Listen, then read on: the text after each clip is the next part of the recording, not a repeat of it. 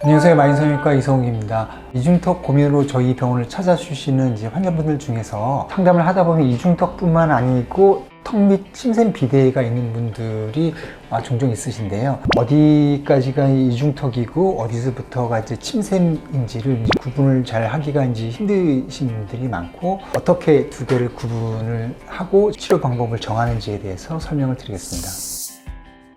얼굴에는 침샘이 세 가지가 있는데요. 귀밑샘, 턱밑샘, 이 혀밑샘, 이렇게 세 가지가 있는데, 침샘은 여기 턱 아래에 있는 악하선, 턱밑샘이 주로 문제가 돼서 오시는 경우들이 있고요. 턱밑샘은 이 턱 안쪽에 들어있어서 잘 보이거나 그러지는 않는데, 침샘이 크신 분들은 턱뼈 아래쪽에 손가락을 굴려서 만졌을 때 촉지가 되고, 또는 피부가 좀 얇으신 분들 같은 경우는 빛이 비쳤을 때 잘 보이는 경우도 있습니다. 이중턱으로 생각하고 있으신 분들이 많은데요. 이중턱 수술을 하거나 흡입 수술을 했을 때도 가운데에서 이 바깥쪽 턱의 가운데 경계 아래쪽 부분에 이렇게 볼륨이 남아 있어서 계속 오시는 분들이 있습니다. 이런 분들은 저희가 초음파 검사해서 이중턱 부분에 지방이 남은 건지, 침샘이 다른 분들보다 커서 도드라져 보이는 건지를 저희가 설명을 드리려고 하고 있습니다. 이 여자분은 가운데에 있는 활경근이 좀 늘어지고 근육 아래쪽에 지방이 있어서 이렇게 보이는 분들이 있고요.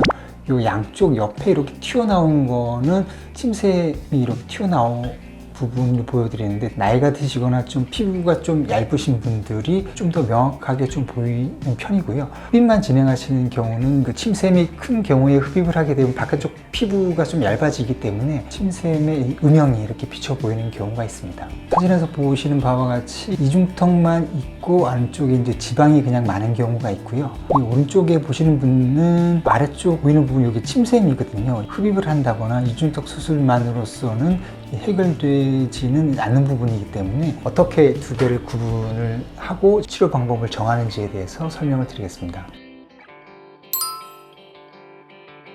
일반적으로 이중턱이 있는 이 가운데 부분은 안쪽에 피하 지방도 좀 많을 수도 있고, 또 근육 밑에 지방도 좀 많을 수도 있고요. 또 손으로 이렇게 잡았을 때는 어느 정도 좀 말랑말랑하고 손으로 이렇게 잡을 수도 있고요.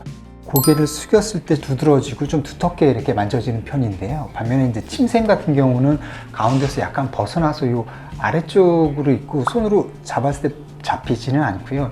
이렇게 두 손가락으로 이렇게 턱 아래를 이렇게 굴려서 만졌을 때 침샘이 큰 분들 같은 경우는 좀 경계가 드러나게 돼 있고, 단단한 느낌으로 만져지게 되고요. 튀어나왔을 경우 보통 다이어트를 좀 많이 한다거나 체중을 많이 감량을 하면은 얼굴 살이나 좀 턱살도 좀 약간 빠지는 경향이 있지만은, 체중을 감량을 한다고 해서 이 크기가 줄어드는 경우가 아니기 때문에 가장 쉬운 방법이 초음파를 통해서 침샘 크기를 어느 정도 측정하고, 침샘이 턱뼈 아래에서 어느 정도 아래까지 내려와 있는지를 확인하시는 게 좋은 방법인 것 같습니다. 초음파 사진을 보면은 단면의 경계를 알 수 있고요. 이중턱이 크신 분들 중에서 악성 질환을 감별을 하는 게 중요한데요.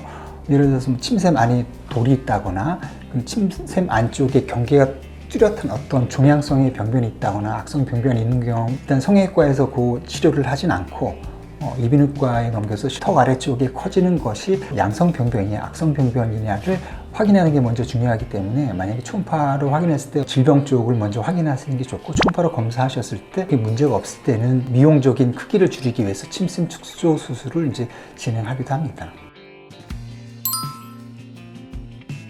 침샘에 대한 이 성형외과적 치료는, 보톡스 같은 경우는 전체 크기의 한 10% 정도가 맥시멈으로 크기를 줄이는 거일 수 있고, 지속기간이 계속 맞아야 된다는 불편감이 좀 있을 수는 있습니다. 침샘이 좀 아주 큰 분 같은 경우는 보톡스로 침샘을 어느 정도 줄인다고 해도 아래쪽 볼륨 감소 효과가 적기 때문에 만족감이 좀 떨어질 수 있고요. 수술로 인한 부작용이라든지 좀 회복기간 같은 게 거의 없기 때문에 굉장히 좋은 방식이긴 한데요. 보통 저희 병원에 오시는 분들은 보톡스로 감당이 안 된다라든가, 이중턱 수술이나 다른 수술을 하셨는데 침샘이 더 많이 도드라져 보여서 침샘 부분 절제 수술을 선택을 하게 됩니다. 미용 수술이기 때문에 침샘이 옆에 있다고 해서 이쪽으로 열고 들어갈 수는 없기 때문에, 저희 병원 같은 경우는 고개를 숙였을 때 턱 아래쪽에 첫 번째 주름이 생기는 부분 절개로 볼륨의 크기를 줄여서 이제 턱 라인을 이제 줄이기를 원하는 분들이 굉장히 많고요. 절개에서는 한 2.5에서 3cm 정도 되기 때문에 절개 부위가 크지가 않기 때문에 좀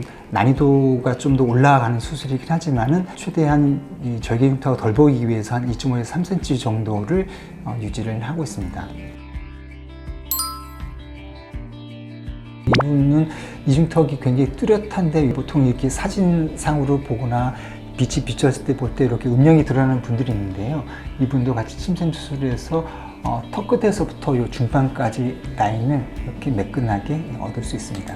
이분 같은 경우는 흡입을 꽤 많이 하셨던 분인데요. 흡입을 하고 나서 침샘이 이미 큰 상태가 됐는데 피하 지방이 적어지기 때문에 피부 두께가 좀 얇아져 가지고 침샘이 오히려 좀 도드라져 보이는 경우가 되는데요. 이중턱 수술과 같이 침샘 부분 절제 수술을 시행해서 턱선 라인을 이제 찾을 수 있었습니다. 이분 같은 경우도 이분은 이제 이중턱 수술도 하고 흡입도 하고 하셨는데 뼈 아래로 이 뒤쪽 곡선은 굉장히 잘 들어갔는데 침샘이 굉장히 크다 보니까 침샘 있는 부분이 더 도드라지고 커 보이기 때문에 스트레스를 더 많이 받으셔서 오셨는데 턱 아래쪽 경계 부위에 이중턱 수술한 절개선이 있었기 때문에 그 절개선을 이용해서 제거 수술을 매끈하게 차시는 분입니다. 저희 같은 경우는 퇴원하실 때 침샘 뗀 걸 상자에 담아서 직접 보여드리기 때문에 환자분들이 수술 후에 금방 알 수가 있습니다. 침샘 개선하는 방법은 이 개개인별로 좀 차이점이 있을 수 있는데요. 이제 보톡스를 맞으시던 수술이시던 각각 시술에 이제 장점과 단점이 있기 때문에 본인에게 가장 맞는 방법을 선택하시는 게 가장 좋고요. 나에게 맞는 방법이 뭔지를 잘 모르시기 때문에 어떤 시술이나 수술을 받는 게 나한테 도움이 되겠다를 알 수 있기 때문에 전문가와 상담을 받으신 후에 결정하시는 것이 좋겠습니다.